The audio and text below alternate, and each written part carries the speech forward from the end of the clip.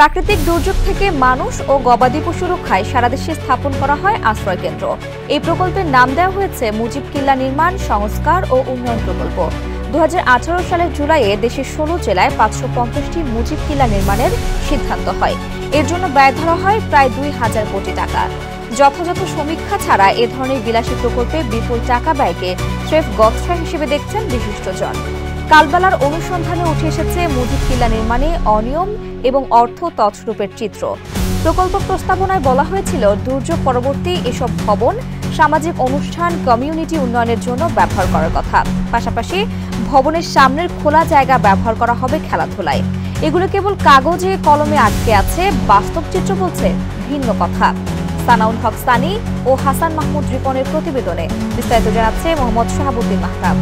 সারা দেশে মুজিব কিল্লার বেশিরভাগ নির্মাণ কাজ শেষ। মানহীন সামগ্রী দিয়ে নির্মিত এসব কিল্লা এরই মধ্যে ব্যবহার অনুপযোগী হয়ে পড়েছে। অনেক স্থানে ভেঙে গেছে। কিছু কিছু জায়গায় লোকালয় থেকে অনেকে দূরে নির্মাণের কারণে পরিত্যক্ত ভবনে পরিণত হয়েছে। প্রকল্প সূত্রে জানা গেছে, এ প্রকল্পে কিল্লা নির্মাণে জায়গা নির্বাচন করেছেন স্থানীয় এমপিরা। ঠিকাদারি কাজের দায়িত্বে ছিলেন তাদের অনুসারীরা। তদারকির অভাব এবং অনিয়ম দুর্নীতির কারণে অধিকাংশ অবকাঠামো ফাটল ধরে ধসে পড়ার উপক্রম।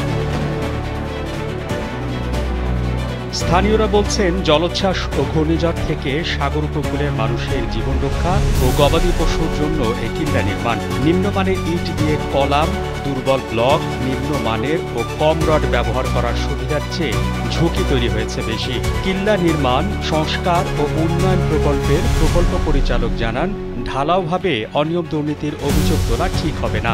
কিল্লার মান ঠিক রাখতে কর্মকর্তারা মনিটরিং করছেন। যদি অনিয়ম দুর্নীতির অভিযোগ ওঠে, যথাযথ ব্যবস্থা নেওয়া হবে। 2021 সালের 5 ডিসেম্বর পরিকল্পনা মন্ত্রণালয় সম্পর্কিত সংসদীয় স্থায়ী কমিটির বৈঠকে প্রকল্পের অগ্রগতি নিয়ে অসন্তোষ প্রকাশ করা হয়েছিল। দ্রুত সম্ভব প্রকল্প সম্পন্ন করার তাগিদ থাকলেও উল্টো প্রকল্পের মেয়াদ ও খরচ বাড়ানো হয়েছে। এদিকে মুজিব কিল্লা নির্মাণ প্রকল্পে নানা অনিয়মের চিত্র দেখিয়েছে অডিট অধিদপ্তর। সংস্থাটি তাদের প্রতিবেদনে জানায়, তাদের ত্রুটি সত্ত্বেও বিল পরিশোধ, রক্ষা প্রাচীর না করেও বিল পরিশোধ, 42টি সাইটে অতিরিক্ত মাটির বিল, এছাড়া সোলার প্যানেলের কাজ না করলেও বিল পরিশোধ, রডের অতিরিক্ত বিল দেয়া, পিসিসি ব্লকের অর্থ ছাড়, বেশি কাজ দেখিয়ে অর্থ লোপাট। দুর্যোগ ব্যবস্থাপনা অধিদপ্তর এ বিষয়ে বলছে, অডিট রিপোর্টের বিষয়ে আমরা অফিসিয়ালি ব্যবস্থা নেব। পরিকল্পনা কমিশন বলছে, তারা শুধু অর্থ বরাদ্দ করেন। প্রকল্প দেখভাল করার দায়িত্ব ত্রাণ দুর্যোগ ব্যবস্থাপনা মন্ত্রণালয়ের। সুশাসনের জন্য নাগরিক সম্পাদক বদিউল আলম মজুমদার এ বিষয়ে কালবেলাকে বলেন, এই প্রকল্প নেওয়া হয়েছে রাজনৈতিক বিবেচনায়। যারা এই লুটপাটের সঙ্গে জড়িত, তদন্ত সাপেক্ষে তাদের বিচারের আওতায় আনা উচিত। বেশি লুটপাট করলে অবস্থা কি হয় তা দেশবাসী এরই মধ্যে দেখতে পেয়েছে। মোহাম্মদ শাহাবুদ্দিন মাহতাব, কালবেলা।